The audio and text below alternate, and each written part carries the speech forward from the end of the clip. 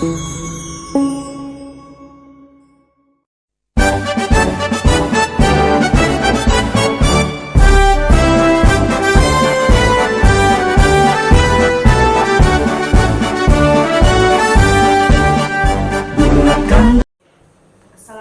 Pak. Waalaikumsalam warahmatullahi wabarakatuh. Gimana kabarnya hari ini Pak? Alhamdulillah kabarnya sangat baik sekali. Secerah hari ini, harinya sangat cerah. Begitu juga dengan kabar kita hari ini. Alhamdulillah, semoga Bapak selalu diberi kesehatan setiap harinya ya Pak ya. Amin. Baik Pak, kedatangan saya hari ini seperti janji kita kemarin, saya ingin mewawancarai Bapak ini terkait tugas saya di modul 3.1 demonstrasi kontekstual. Saya sebagai guru penggerak angkatan 11 Kabupaten Padang Lawas. Jadi pada modul 3.1 ini membahas cara mengambil keputusan berbasis nilai-nilai kebajikan nih Pak. Jadi tujuan saya ke sini agar saya bisa belajar dari pengalaman-pengalaman Bapak, karena Bapak jauh lebih banyak pengalamannya daripada saya. Tapi sebelumnya Pak, saya minta izin dulu karena kegiatan kita hari ini akan direkod dan akan dipublikasikan di YouTube. Apakah Bapak bersedia? Insya Allah bersedia. Alhamdulillah, terima kasih ya Pak ya, Bapak telah bersedia.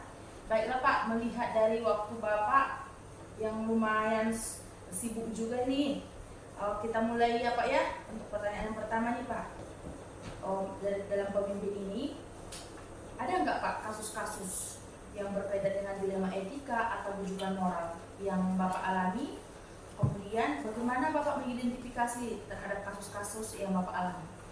Oke, baik Ibu. Mungkin kalau saya analisa, saya sebagai wakil kepala kesiswaan secara khususnya di sini menilai tentang dilema etika di sini mungkin sangat banyak sekali ya, apalagi peserta didik siswa kita yang hidup, yang belajar sekarang di zaman teknologi yang sangat canggih.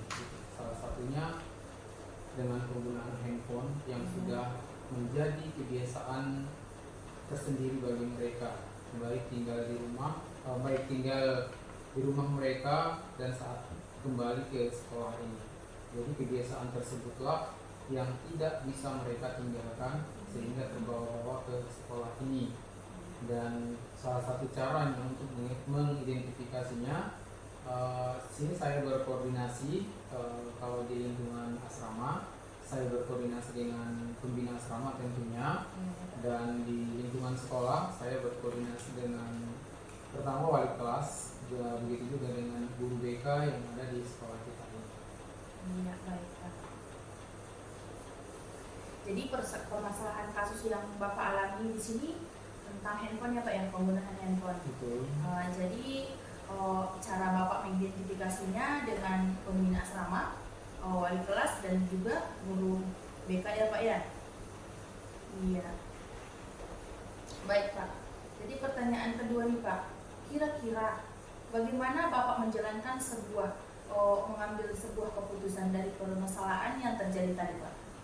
Baik, kalau di sini di sekolah ini ada kebiasaan dalam mengambil suatu keputusan ini, ada beberapa cara yang kita lakukan. Salah satunya berkoordinasi dengan guru-guru yang terkait tentunya, contohnya seperti wali kelas, guru BK atau guru piket yang ada di sekolah ini, supaya bisa menunjang pekerjaannya masing-masing yang sesuai dengan job desk-nya. Begitu. Jadi musyawarah, kita melakukan musyawarah. Jadi bisa saya ambil dari yang Bapak sampaikan, kalau kita itu sebagai pemimpin harus bijaksana ya Pak ya. Kita tidak boleh gegabah istilahnya Pak ya. Ya. Selanjutnya nih Pak, langkah-langkah atau prosedur seperti apa yang biasanya Bapak lakukan selama ini?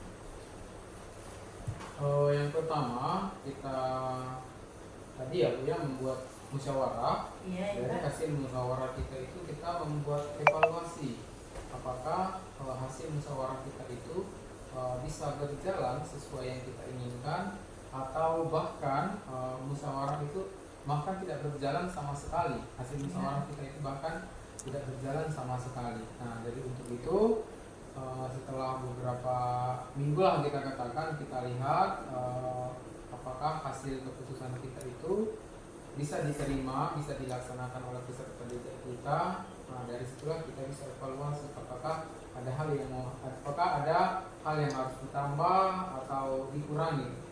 Begitu. Baik Pak, berarti intinya Bapak melakukan supervisinya Pak ya terhadap kelas-kelas ya Pak ya? Iya. Selanjutnya nih Pak, selama ini Bapak anggap efektif. Bagaimana Pak hal-hal yang apa saja maksudnya nih Pak? Hal-hal apa saja yang menurut Bapak yang lebih efektif dalam pengambilan sebuah keputusan terhadap kasus tadi Pak? Nah, di sini biasanya kita di sekolah ini mengambil keputusan itu secara demokrasi. Artinya kita saling mendengar dari pihak manapun, walaupun di sini sebagai pimpinan wakil kepala sekolah bagian kesiswaan lah secara khususnya, saya rasa tim yang lain atau kawan-kawan yang lain seperti wali kelas, guru BK, bahkan siswa yang aktif di OSIS, bahkan kita harus mendengar pendapat mereka. Kalau pendapat mereka mungkin bisa kita anggap lebih baik, kenapa kita tidak mendengarkan pendapat mereka? Ya, baik Pak. Jadi ini sepertinya musyawarah ya Pak yang menentukan ya, demokrasi ya Pak ya? Iya.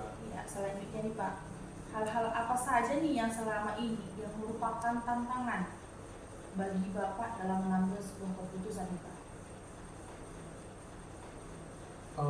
Tantangan dalam mengambil keputusan di sini ya mungkin berat ya, karena di sini kita hidup bersama dalam naungan yang sama, yang seharusnya bisa sama-sama mengerti, bisa sama-sama memahami satu sama lain, biar tidak ada yang tersinggung, yang ada yang kecewa, ya. Jadi di sini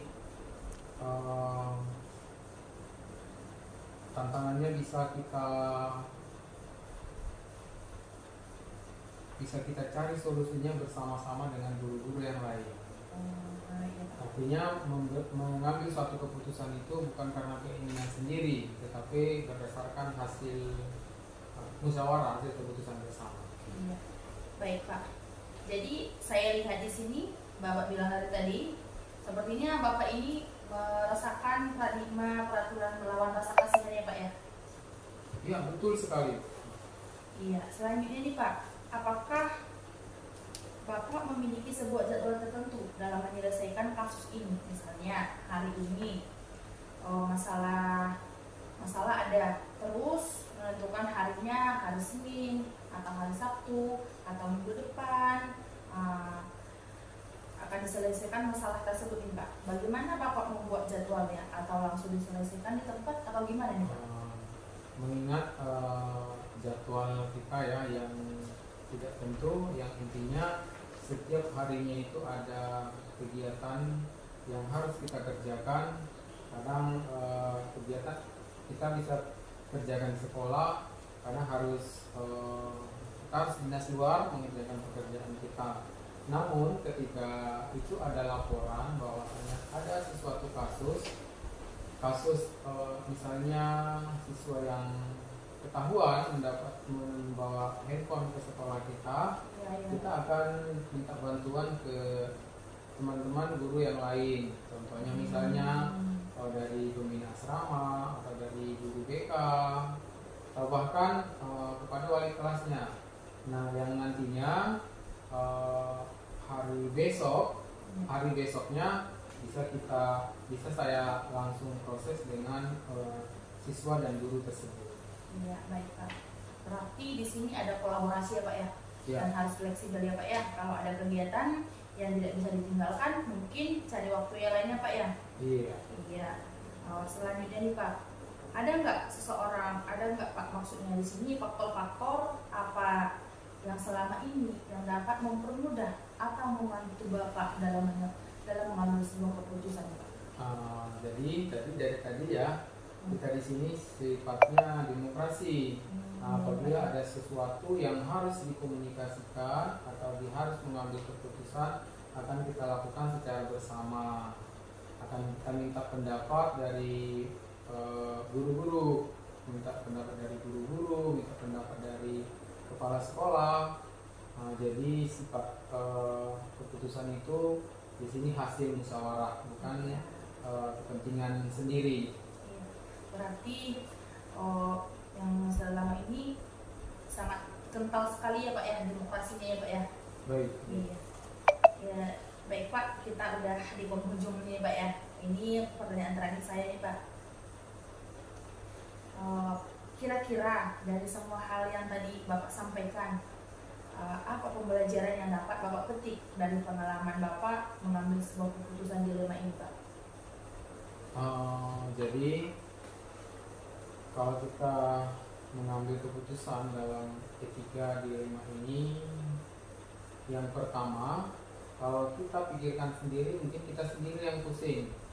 Terus jadi suatu masalah itu terselesaikan kalau kita komunikasikan, cari solusi bersama-sama dengan berbagai pengalaman yang sudah pengalaman dan wawasan guru-guru yang ada di sekolah ini. Jadi tentunya suatu masalah yang tidak bisa kita selesaikan sama sekali. Jadi dengan kita berinteraksi, meminta pendapat dengan guru-guru yang lain, dengan sendirinya kita akan mendapat solusi yang nantinya bisa menjadi solusi terbaik dalam masalah tersebut. Iya. Baik Pak, jadi bisa saya ambil dari kesimpulan yang Bapak sampaikan, kalau kita itu sebagai pemimpin tidak boleh emosi ya Pak ya. Iya. Dan harus fleksibel dan tidak gegabah, dan harus menerima pendapat guru, istilahnya terbuka ya Pak ya. Iya. Dan seterusnya harus berkoordinasi satu dengan yang lain. Tujuannya ini untuk berpihak kepada murid, jangan sampai merugikan murid juga ya Pak ya. Betul sekali. Terima kasih ya Pak atas waktu yang Bapak sempatkan dalam kegiatan hari ini. Saya ucapkan kepada Bapak terima kasih. Baik. Ya, saya ucapkan juga terima kasih kepada Ibu yang sudah memilih saya sebagai salah satunya narasumber untuk kegiatan Ibu ini. Semoga nantinya kita mendapat kemudahan serta keberkahan dari Allah Subhanahu wa Ta'ala. Oke. Assalamualaikum. Assalamualaikum warahmatullahi wabarakatuh. Waalaikumsalam. Assalamualaikum Bu. Waalaikumsalam Bu. Nah, gimana kabarnya hari ini Bu? Alhamdulillah sehat Bu. Ya, Alhamdulillah, semoga Ibu selalu diberikan kesehatan setiap harinya ya Bu ya. Amin ya Rabbal alamin. Ya baik Bu, kedatangan saya hari ini seperti janji kita kemarin, saya ingin mewawancarai Ibu terkait modul 3.1. Nah, sebagai tugas saya demonstrasi kontekstual dalam guru penggerak angkatan 11 Kabupaten Padang Lawas nih Bu. Ya. Jadi pada modul 3.1 ini membahas cara bagaimana mengambil keputusan berbasis nilai-nilai kebajikan nih Bu sebagai seorang pemimpin. Nah, tujuan saya ke sini agar saya bisa belajar dari pengalaman-pengalaman Ibu, karena Ibu lebih jauh berpengalaman daripada saya nih Bu. Nah, namun sebelumnya nih Bu, saya minta izin karena kegiatan kita hari ini akan saya recording nanti dan akan saya publikasikan di YouTube. Apakah Ibu bersedia? Insya Allah saya bersedia Bu. Iya, Alhamdulillah. Terima kasih ya Bu ya, Ibu sudah bersedia. Baiklah Bu, karena melihat waktu juga dan kesibukan Ibu, jadi kita mulai aja ya Bu ya. Iya, baik Bu. Untuk pertanyaan pertama nih Bu, kira-kira selama Ibu memimpin di kepala sekolah ini, ada nggak Bu kasus-kasus yang berkaitan dengan dilema etika atau bujukan moral yang Ibu alami? Kemudian bagaimana Ibu mengidentifikasinya terhadap kasus-kasus yang Ibu alami? Ya, tentunya kita tidak pernah lepas dari yang namanya masalah ya Bu ya. Iya, Bu. Apalagi siswa kita di sekolah ini alhamdulillah kurang lebih dari 230 sekian siswa. Iya, Bu. Jadi tentunya masalah yang sering kita alami yang pertama yakni kehadiran siswa kita. Oh, iya, Kadang kehadirannya, Bu. ada yang terlambat, Kadang ada juga siswanya itu yang kurang rapi, ya baru itulah dia. Namun di sini setelah kita mengalami permasalahan seperti ini, tentunya kita tidak terlepas dari mengidentifikasi dulu apa intinya, apa akar masalah dari siswa kita ini. Yakni dengan pertama kita menyampaikan kepada wali kelas, baru pertama wali kelas dulu yang menangani. Iya, Bu. Namun kalau nanti tidak juga kunjung dapat jalan keluar, baru kita panggil orang tua. Iya, betul.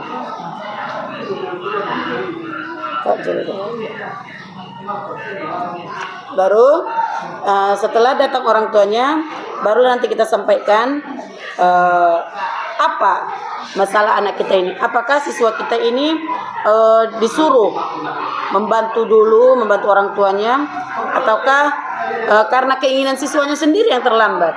Iya. Karena tahu sendiri lah Bu ya, wilayah kita ini kan wilayah pedesaan, jadi otomatis siswa kita masih terlibat dalam membantu orang tua. Iya, Pak. Iya. Terima kasih ya, Bu. Nah, jadi permasalahan dari kasus yang Ibu alami tentang kehadiran sekolah ya, Bu ya. Ya. Dari cara Ibu mengidentifikasinya dengan memanggil guru tersebut. Yang pertama ya, Bu ya. Dan yang kedua memanggil orang tua dari murid tersebut ya, Bu ya. Iya. Baik, Bu. Pertanyaan yang kedua nih, Bu. Kira-kira nih, Bu, mengambil sebuah keputusan dari permasalahan yang tadi, bagaimana Ibu cara menjalankannya, Bu? Ya, tentunya kita sebagai pemimpin di sekolah kita ini tidak mungkin Bu mengambil keputusan sendiri-sendiri. Ya, Bu. Jadi kita harus memikirkan keputusan yang bijaksana juga, yakni dengan bermusyawarah dengan antara kepala sekolah dengan guru dan orang tua tadi. Apa rupanya yang menjadi latar belakang permasalahan anak kita ini. Jadi nanti kita ambil keputusan bersama dengan yang tiga pihak ini, antara kepala sekolah, orang tua, guru, dalam menuntaskan masalah si anak didik kita ini. Iya. Oke, Bu. Iya, Bu. Berarti bisa saya ambil di sini, kalau kita jadi seorang pemimpin harus bijaksana ya, Bu ya. Iya, mengambil keputusan jangan gegabah ya istilahnya ya, Bu ya. Jadi selanjutnya nih, Bu, langkah-langkah atau prosedur seperti apa yang bisa Ibu lakukan selama ini dalam kasus yang tadi, Bu? Biasanya Bu, sekali dalam 2 minggu saya itu supervisi ke kelas, setiap kelas untuk mengecek kehadiran daripada peserta didik. Iya, ya, Bu. Baru nantinya kita di akhir minggunya ada juga rapat seluruh dewan guru. Kita buat rapat di situ menyampaikan apa saja permasalahan yang dihadapi guru di kelas masing-masing. Oh iya, Bu ya. Oke, Bu. Intinya tadi berarti Ibu melakukan supervisi di sini ya, Bu ya. Supervisi. Setiap kelas 2 minggu sekali dan melakukan rapat juga ya, Bu ya. Iya. Iya, Bu, baik, Bu. Selanjutnya nih, Bu. Hal-hal apa saja yang selama Ibu anggap efektif nih dalam pengambilan sebuah keputusan terhadap kasus yang tadi, Bu? Hal yang efektifnya yang pertama itu, Bu, kembali lagi kepada permasalahan harus kita putuskan secara musyawarah. Jangan diambil keputusan mentang-mentang kita kepala sekolah diambil solusi yang merasa tepat. Jadi kita memandang siswa itu semua sama. Iya, Bu. Iya. Walaupun dia anak guru, walaupun dia anak komite, ataupun anak kepala sendiri, itu harus diputuskan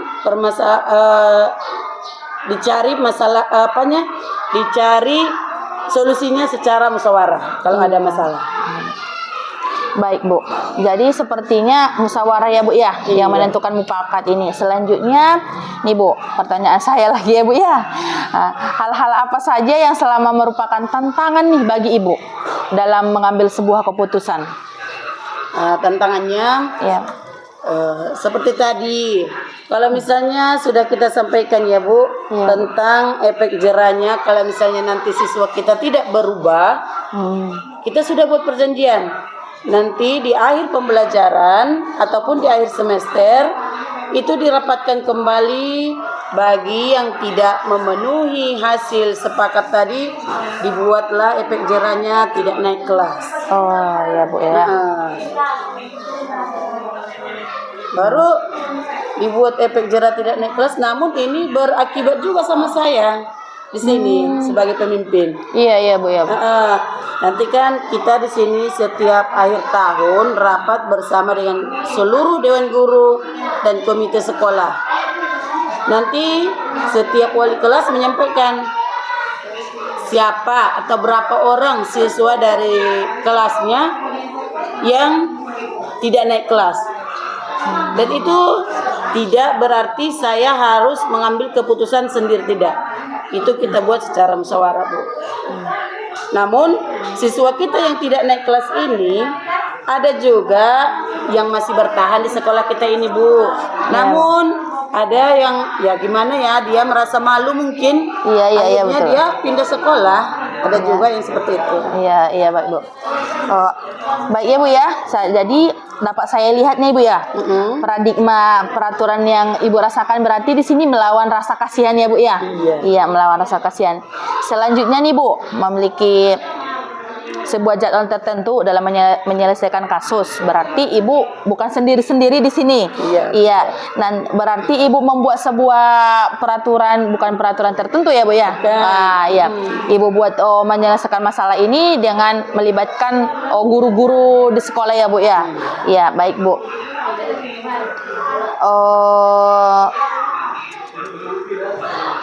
Kak dulu Kak.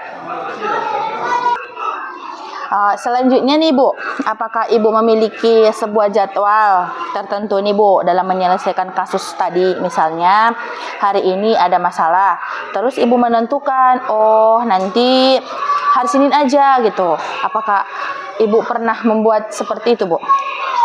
Gini ya Bu, kalau menentukan jadwal, mengingat kesibukan saya juga kepala sekolah sekaligus ketua daripada kepala sekolah di kecamatan kita ini, kadang jadwal rapat pun ke kecamatan, ke kabupaten, saya yang jadi utusan, tidak tergantung jadwal ya Bu. Kadang ada salah satu permasalahan itu bisa mungkin diselesaikan oleh guru kita di sekolah ini.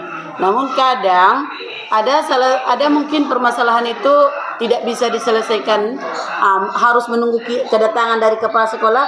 Itu bisa dilaksanakan mungkin nunggu waktu 1 hari ataukah 2 hari.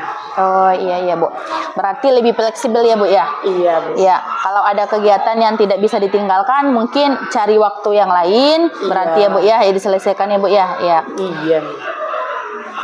Selanjutnya nih Bu, ada nggak Bu seseorang, maksudnya faktor-faktor yang selama ini yang mempermudah ataupun membantu Ibu dalam mengambil keputusan nih Bu? Gini, kalau untuk faktor-faktornya kebetulan ya Bu ya, di sini kita ada yang bagian humas, bagian hubungan kita ke masyarakat. Ya Bu. Itu ada salah satu guru kita yang tinggal di lingkungan sekolah ini. Dialah yang berperan aktif dalam menelusuri. Maksudnya tadi si anak ini bagaimana keluarganya? Si anak ini bagaimana keadaan daripada anak tersebut di rumahnya gitu. Oh iya Bu. Berarti ada ya Bu ya yang mempermudah mengambil keputusan Ibu ya. Iya. Ini pertanyaan terakhir ya Bu ya. Udah sampai kita ini pertanyaan terakhir ini. Kira-kira dari semua hal yang tadi Ibu sampaikan, pembelajaran yang dapat nih Ibu petik nih dalam pengambilan keputusan dilema ini Bu. Masukan saya kepada Ibu ya. Gini ya Bu ya, masukan saya untuk Ibu yang di sini sebagai CGP di sekolah kita ini. Iya Bu. Harapan saya ke depannya kalau nantinya Ibu setelah lulus jadi CGP ini, jadilah Ibu sebagai pemimpin di sekolah Ibu yang bisa menerima kritikan ataupun saran daripada anggota. Iya Bu ya Bu. Dan janganlah bertindak sebagai otoriter di sekolah kita. Oh iya Bu ya Bu. Baik Bu. Jadi bisa saya ambil dari kesimpulan kita hari ini ya Bu ya. Jadi kalau kita sebagai pemimpin itu tidak boleh kaku lah Bu ya. Iya, harus fleksibel dan tidak boleh otoriter ya Bu ya. Harus bisa menerima pendapat dari guru-guru yang lain. Yang penting Bu. Iya. Dan Baik. harus Iya. kita jalin juga kerjasama kita dengan Iya. utamanya dengan guru kita, dengan masyarakat di lingkungan sekolah kita. Iya Bu, ya Bu. Jadi demi memajukan sekolah kita ya Bu ya. Iya, Bu, iya. Terima kasih ya Bu ya atas waktunya ya Bu ya.